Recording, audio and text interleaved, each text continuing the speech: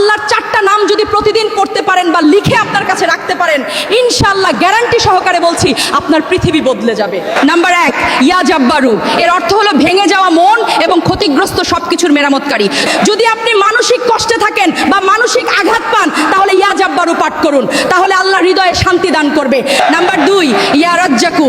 এর অর্থ শুধু খাদ্য বা সম্পদ নয়, বরং শরীর, মন, আত্মার জন্য প্রয়োজনীয় সবকিছু আল্লাহ তাআলা দান করেন। আপনার রিজিকে যদি বরকত না থাকলে ইয়া রাজ্জাকু পাঠ করুন, আপনাকে আল্লাহ বরকতের অদৃশ্য দরজা খুলে দিবে, যেটা আপনি কল্পনাই করতে পারবেন না। নাম্বার 3, ইয়া সালামু। এর অর্থ হলো শান্তি এবং নিরাপত্তা দাতা। আপনি অনেক চিন্তিত, সমস্যার সমাধান খুঁজে পাচ্ছেন না, তাহলে ইয়া সালাম পাঠ করুন। নাম্বার 4, ইয়া মুজিবু। এর অর্থ হলো হে উত্তরদাতা, হে দোয়া কবুলকারী।